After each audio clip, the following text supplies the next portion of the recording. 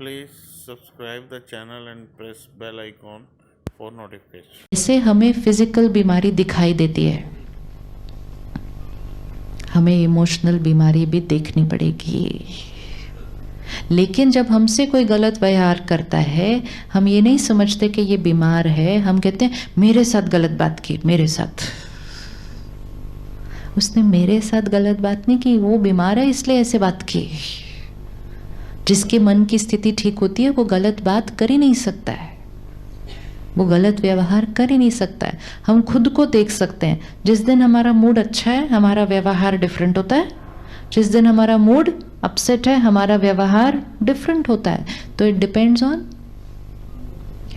On my state of mind, मेरे मन की स्थिति।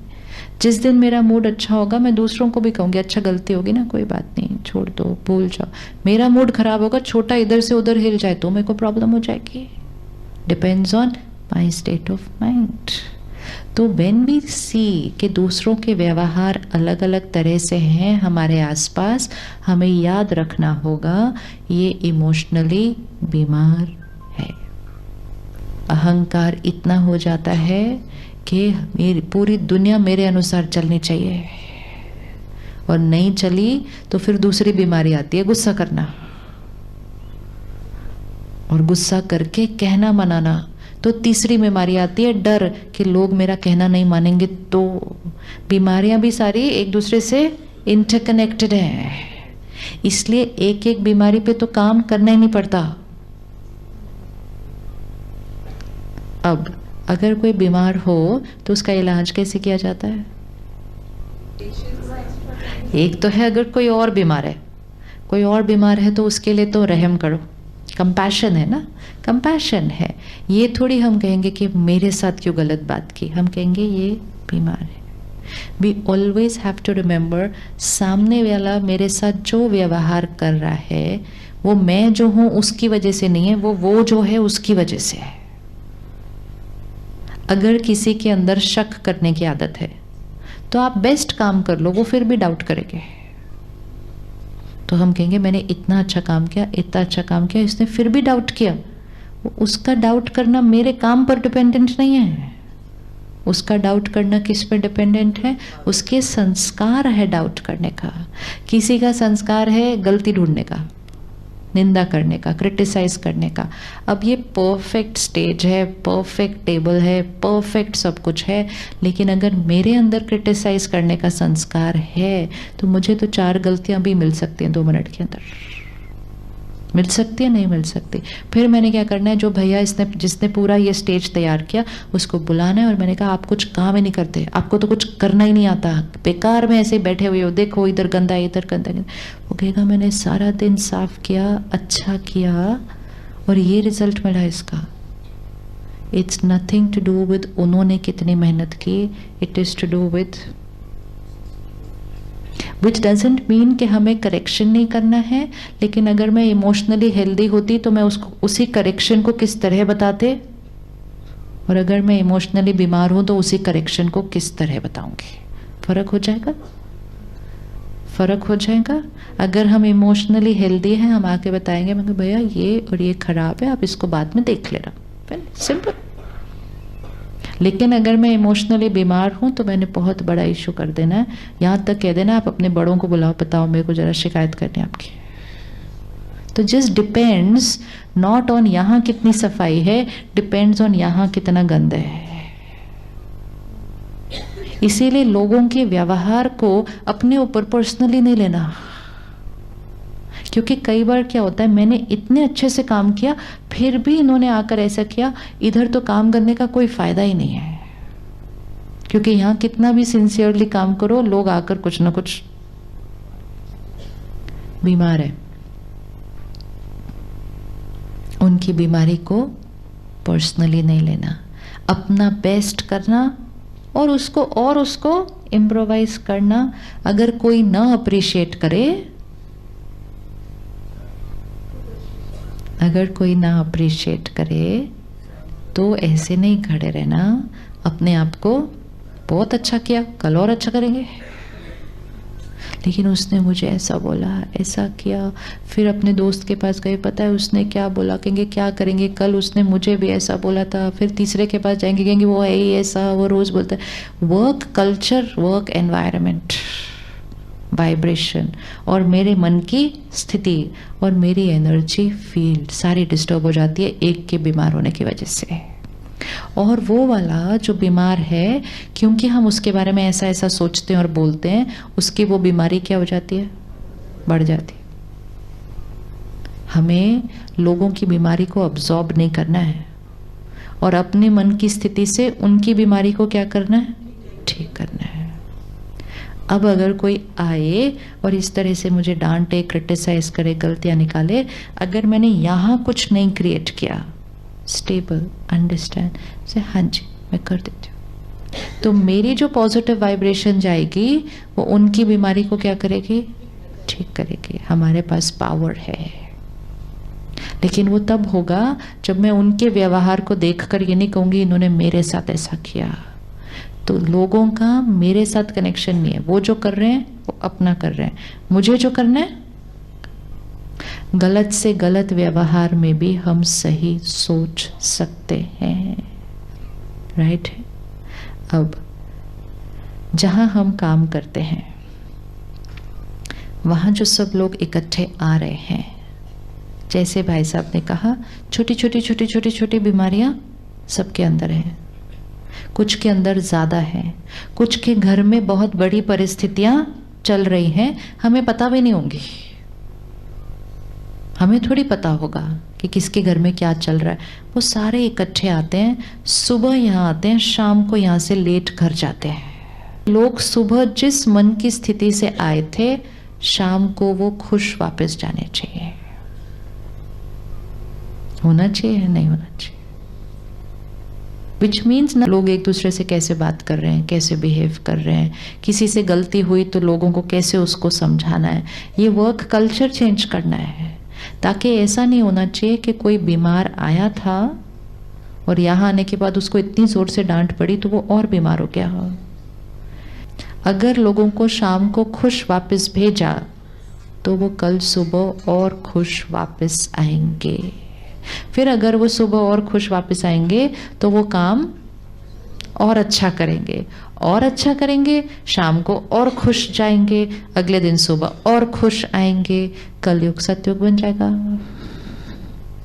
लेकिन लोग दुखी आएंगे, डांट खाएंगे और दुखी जाएंगे, घर जाके लड़ेंगे, फिर बच्चों को डांटेंगे, फिर रात को गिल्टी फील करेंगे, सुबह आएंगे और दर्द में आएंगे, दर्द में आएंगे, गलती करेंगे, गलती करेंगे और डांट खा। It becomes a vicious cycle. It's a vicious cycle, either this way or this way. So अब लोग घर पर बहुत कम समय बिता रहे हैं। That's the change ना। पहले क्या था, 5-6 बजे घर, 4 घंटे बहुत होते हैं घर पे, और घर का वातावरण भी पहले ज़्यादा हैप्पी हेल्दी था। तो 4 घंटे में आपका ऑफिस का तनाव जो है वो सारा क्लीन हो जाता है। अब घर पहुंचते पहुंचते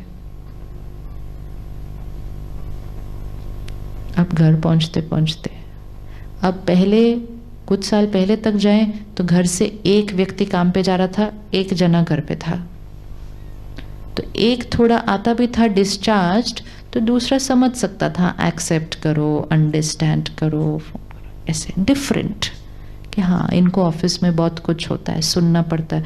अब तो दोनों उस स्थिति में आ रहे हैं, अब क्या करेंगे? तो अब 2 डिस्चार्ज्ड बैटरी घर आती है। चेंजेस है ना, चेंजेस है। तो अब जब 2 घर आएंगे, लेट आएंगे, दोनों एक बहुत डिफिकल्ट दिन देखकर घर आएंगे, घर आके एक दूसरे को बोलते हैं आपको पता मेरा दिन बहुत खराब था, दूसरा वाला बोलता है मेरे से तो पूछना नहीं मेरा कैसा है, बस मतलब मेरे से एक्सपेक्ट नहीं करना ज़्यादा, बहुत ज़्यादा, मेरा मूड तो आज ऑलरेडी। तो एक दूसरे को देने के लिए रिश्ते में क्या बच रहा है? इसका डायरेक्ट असर रिश्ते के ऊपर। अब जब दोनों एक दूसरे को रिश्ते में बहुत ज़्यादा कुछ नहीं दे पा रहे, घर का वातावरण फर्क पड़ गया, बच्चों के ऊपर डायरेक्ट असर। ये सब कुछ चेंज हो सकता है। ये दो लोग अगर शाम को खुश वापस आए तो इनका रिश्ता ठीक हो जाएगा, और अगर इनका रिश्ता ठीक हो गया इनके बच्चे ठीक हो जाएंगे। तो अब जिम्मेवारी घर पर नहीं, अब वर्क प्लेस पर पड़ गई है, क्योंकि ज़्यादा समय वहाँ और रास्ते में बिताया जाता है, ट्रैवल में। क्या हम अपने अपने वर्क प्लेस को एक नो एंगर जोन बना सकते हैं? जैसे एयरपोर्ट पे एक वो स्मोकिंग वाला कमरा नहीं बना होता आजकल, अलग से जाओ और अपने आप को भी नुकसान दो और बाकियों को भी नुकसान करो वहाँ पे, बाकी एयरपोर्ट साफ है ना? क्यों? Why to do anything in public which is going to harm everybody else? पहले तो नहीं होता था, फिर एक नियम बना, नियम से सबका कितना फायदा हुआ, कितना फायदा हुआ कि हमें हानि नहीं हो रही है। तो अगर स्मोकिंग से इतना नुकसान होता है, गुस्से से भी बहुत ज़्यादा नुकसान होता है। क्योंकि गुस्सा हम कभी कभी करते हैं, लेकिन हमारे आसपास के लोग फियर में रहते हैं, तो गुस्से का भी नुकसान होता है, लेकिन डर का भी नुकसान होता है। अब एक एयरपोर्ट को विजुअलाइज करते हैं कि एयरपोर्ट पे हर जगह लिख दो this is a no anger zone.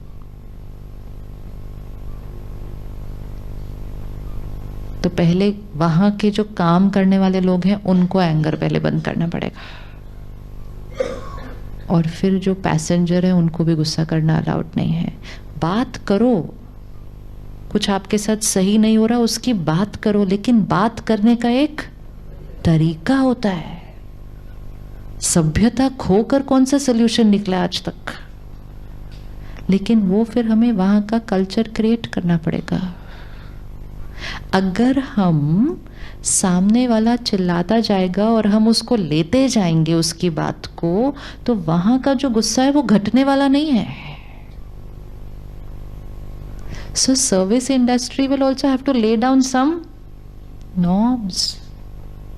अगर मैं किसी को फ्रीडम दूं कि हाँ हम आपकी सेवा कर रहे हैं, आप यहाँ आकर कैसे भी हमसे बात कर सकते हैं, तो वो तो लो वोल्टेज पे चल ही रहे हैं। अपने ऑफिस में कुछ नहीं बोल पाए, अपने घर पे बीवी बच्चों को कुछ नहीं बोल पाए, तो चलो एयरपोर्ट पे आके जो सामने खड़ा है उसी को डांट दो। It is just venting out a lot of accumulated emotional Please subscribe the channel and press bell icon for notification. turbulence। लेकिन उनको ये पता होना चाहिए हम वहां भी नहीं बोल पाए, हम यहाँ भी नहीं बोल पाए, हमें यहाँ भी बोलना अलाउड नहीं है। इस तरह से बात नहीं की जा सकती है। वो ही बात आप बैठकर आराम से बात करो, लेकिन आप ये भाषा, ये बात करने का तरीका, ये यूज नहीं हो सकता। क्यों? करता एक है, स्मोकिंग एक करेगा, हवा तो सारी दूषित होगी ना। तो ऐसे ही एक करेगा, लेकिन नेगेटिव वाइब्रेशन तो चारों तरफ फैल रही है, वो हर एक पे असर करेगी। वो सिर्फ जो डांट सुन रहा है उस पे असर नहीं करती है, वो उस पे असर नहीं करती है, वो डांट चारों तरफ फैलती है। आज हमारी बीमारियां क्यों बढ़ती जा रही है? क्योंकि हम दूषित एनवायरनमेंट में रह रहे हैं। हम जिस ऑफिस में काम कर रहे हैं, भले हम डांटते नहीं हैं, लेकिन और लोग डांटते हैं, तो वाइब्रेशन तो हम वही वाले ले रहे हैं।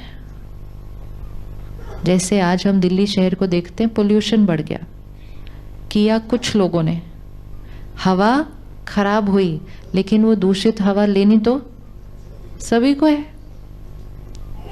सभी को है। तो करता कोई और है, हवा दूषित होती है, बीमार कोई और हो जाता है। इसी तरह गुस्सा किसी ने किया, चिल्लाया किसी ने, हवा दूषित हुई, असर किसी और पर हुआ, डिप्रेशन किसी और को हो गया। ओके, कनेक्शन है। अगर हमें बीमारियों को खत्म करना है, डिप्रेशन को खत्म करना है, हमें हवा को साफ करना पड़ेगा, हमें हवा को साफ करना पड़ेगा, विच मीन्स वाइब्रेशन को चेंज करना पड़ेगा, एंड विच मीन्स ये एंगर और फियर के इमोशन को खत्म करना पड़ेगा। आप एंगर एंड फियर, दो बीमारियों को भी अगर हवा से साफ कर दो, लोगों की बैटरी चार्ज होने लग जाएगी, होने लग जाएगी। लेकिन गुस्सा गुस्सा अलाउ कर करके जो गुस्सा करता है उसका अपना नुकसान कितना होता है। तो क्या हम ये एक बीमारी को यहाँ से छोड़ के जा सकते हैं? जा सकते हैं, चाहे कुछ भी हो जाए, चाहे कुछ भी हो जाए। अपने ऑफिस के बाहर जाकर, अपने ऑफिस के बाहर जाकर प्लेट पे लिख देना है,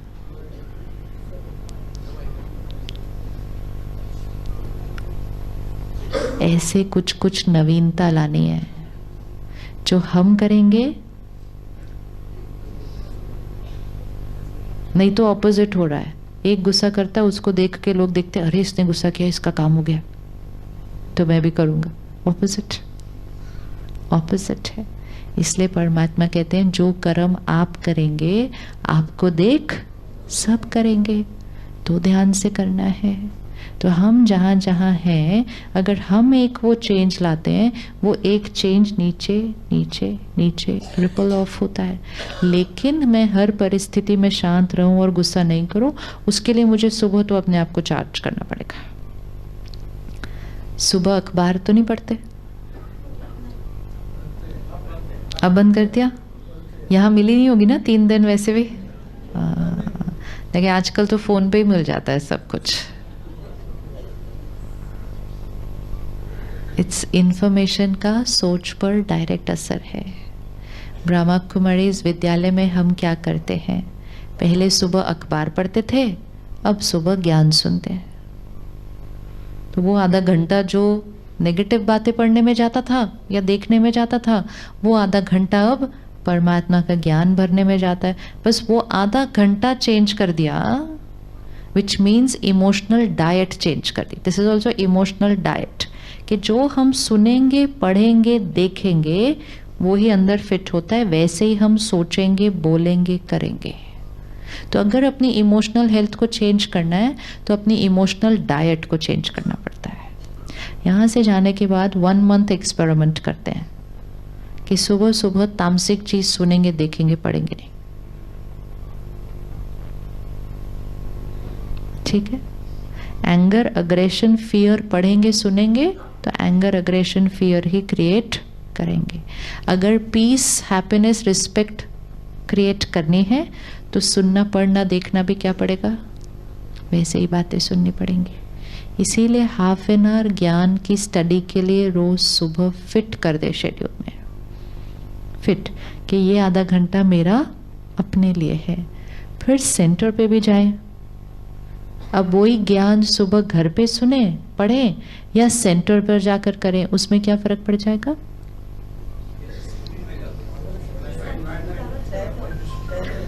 vibration. Collective study, collective study करेंगे और वो वैसा वातावरण है।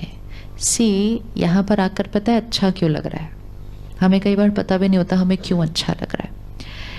यहाँ की वाइब्रेशन में पीस है, हैप्पीनेस है, वो सब तो है, लेकिन यहाँ की वाइब्रेशन में एक बहुत बड़ी चीज़ है जो दुनिया की वाइब्रेशन से डिफरेंट है। दुनिया में वाइब्रेशन है कमाना, कमाना, कमाना। यहाँ वाइब्रेशन है देना, देना, देना।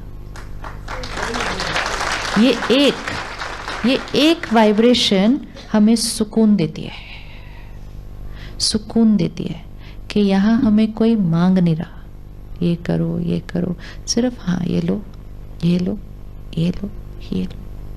बेस्ट ऑफ एवरीथिंग नहीं है, सिंपल चीज़ें, भोजन भी सिंपल है, कमरे भी सिंपल है, लेकिन भावना लेने की नहीं है, भावना देने की है। अब ये भावना ज़रूरी नहीं है कि सिर्फ आश्रम में हो, देने की भावना जहाँ होगी ना, वहाँ ऐसा एनवायरनमेंट क्रिएट हो सकता है कि जो आएगा उसको सुकून मिलेगा। देने की भावना मतलब मैं रिस्पेक्ट दूँ, मैं प्यार दूँ, मैं खुशी दूँ, मैं अंडरस्टैंड करूँ। बाहर क्या है, आप मुझे रिस्पेक्ट दो, आप मुझे प्यार दो, आप मुझे समझो। नहीं, धन की तो अलग बात, लेकिन वाइब्रेशंस भी सबको सिर्फ देना, देना, देना। इसीलिए कहते हैं ना कि दिया अगर जलता रहेगा तो शुभ है, और दिया अगर बुझ जाए तो अशुभ है। तो उसको कहते ही दिया है। दिया मतलब दिया। दिया तो सारा दिन में चेक करो मैंने क्या क्या दिया, या मैं सारा दिन। सतयुग में दिव्य आत्माएं, देवी देवता ऐसे खड़े, फोटो में ऐसे है ना, ऐसे। तो देवी देवता मतलब जो देता है। आज भी प्रकृति में जो चीजें देती हैं उनकी पूजा होती है। सूर्य की पूजा हो रही है, वो कोई परमात्मा तो नहीं है, भगवान ने पूजा क्यों हो रही है? देता है। बिना कोई जल की पूजा होती है, गाय की पूजा होती है, तुलसी की पूजा होती है। जो दूसरों को सुख देता है और उसको उनसे कुछ नहीं चाहिए तो पूजनीय बन जाता है। मनुष्य आत्मा का संस्कार भी है देना। देना। स्वास्तिक ड्रॉ करते हैं ना हम, कहते हैं ना शुभ होता है, तो कोई भी काम शुरू करते हैं तो स्वास्तिक ड्रॉ करते हैं। स्वास्तिक में 4 भाग हैं। 4 भाग, 4 हाथ हैं। वो 4 हाथ की पोजीशन देखें। फर्स्ट भाग में हाथ कैसा है? ऐसा ऊपर है ना, ऐसे ड्रॉ करते हैं ना। तो फर्स्ट भाग में हाथ ऐसा है, ये क्या है? ऐसा हाथ मतलब आशीर्वाद देना। सेकंड भाग में हाथ कैसा है? नीचे हो गया, ठीक है। थर्ड भाग में हाथ कैसा है? One is like this, second is like this, third is like this. Third भाग में क्या बन गए? फोर्थ भाग में हाथ is like this.